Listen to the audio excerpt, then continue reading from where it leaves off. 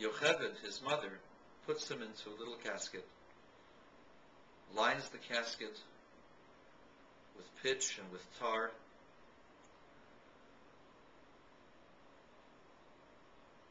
It's made of reeds. It's soft and floats, and it's waterproof.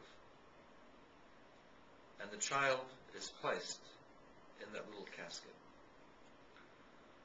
But his sister is hoping, in fact, she knows that something's going to happen.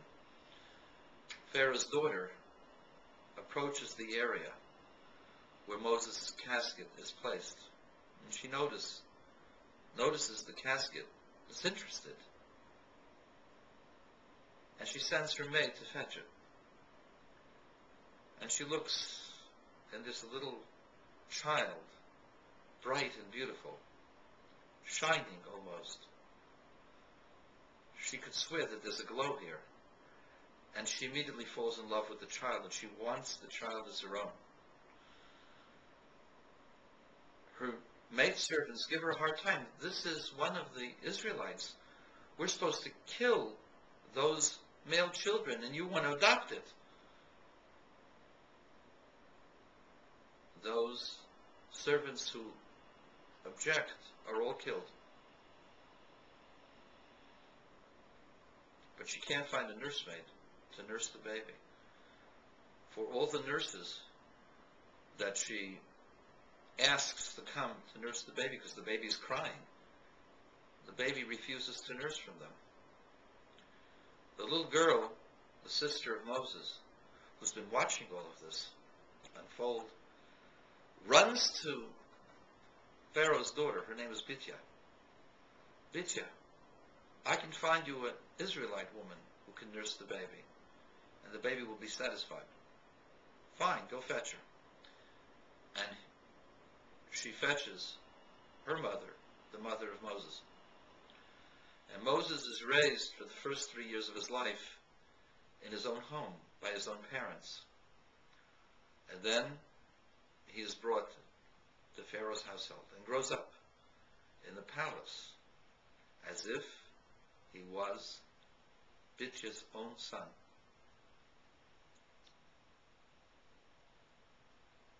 As he grows up in stature and wisdom, he cannot stand injustice, and he sees the injustice of the bondage of Israel.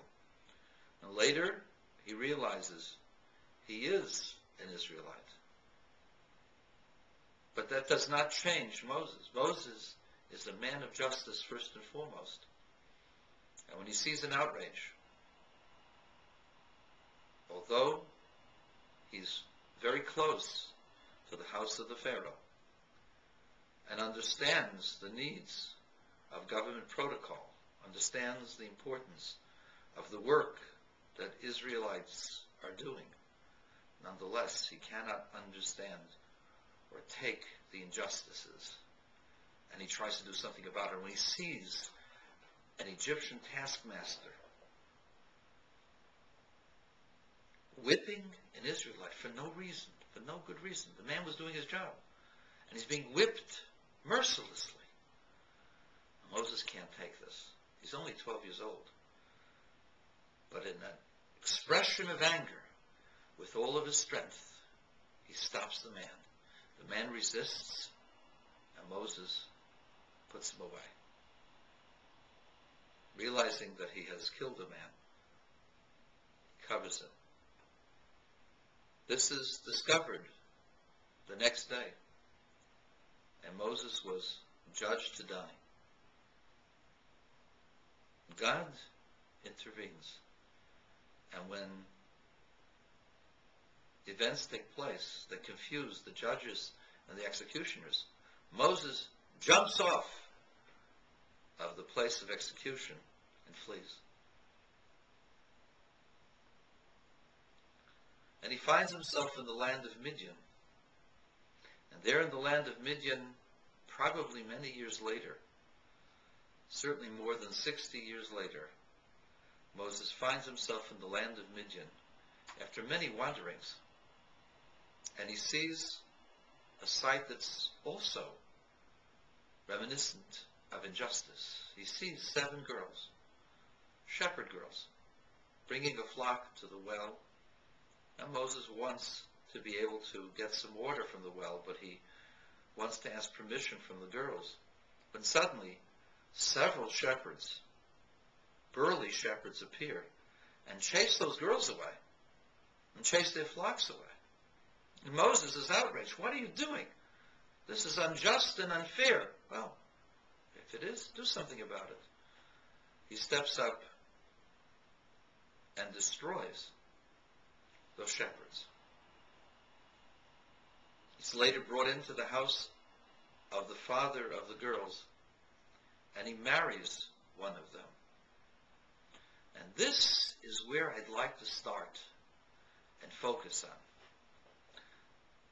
You just heard that Moses refused to nurse from an Egyptian wet nurse because, the rabbis tell us, the mouth that would communicate with God did not wish to nurse from an idolatrous woman eating non-kosher food.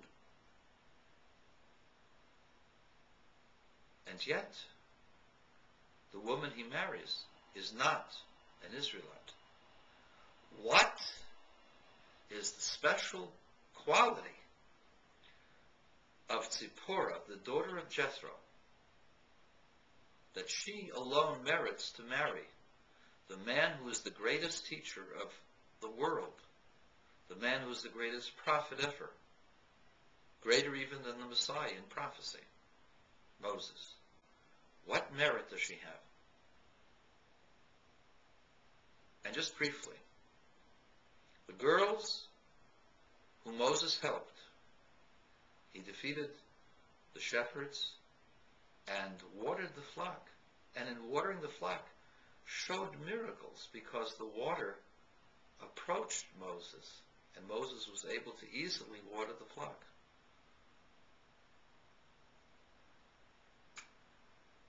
So, he saved their lives, watered the flock for them, showed them miracles, and yet the girls don't invite him into their home. Jethro, their father, has to take it out from them. Why are you here so early? What happened? And they don't want to say. So he says, what happened? Why are you here so early? Well, they say, an Egyptian man saved us. Now, what does it mean, the Torah? What does the Torah mean when it says an Egyptian man saved us?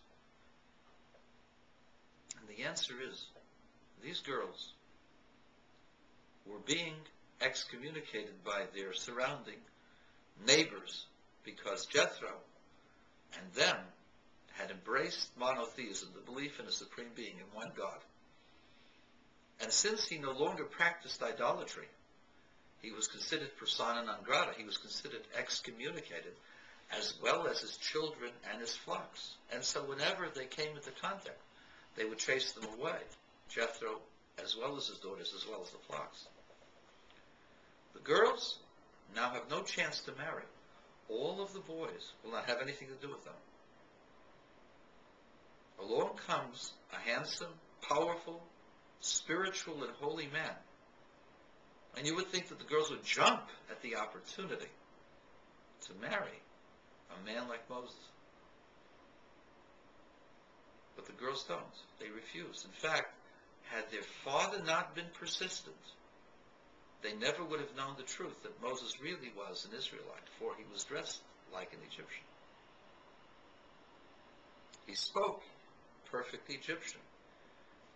His character expressed the power and the courtesy and the demeanor of the Egyptian court. He looked like an Egyptian nobleman and acted the part. That's what they told their father, and their father understood. Their father understood that despite the fact that they had no hope of marriage, they would not settle to marry an Egyptian who they thought was an idolater.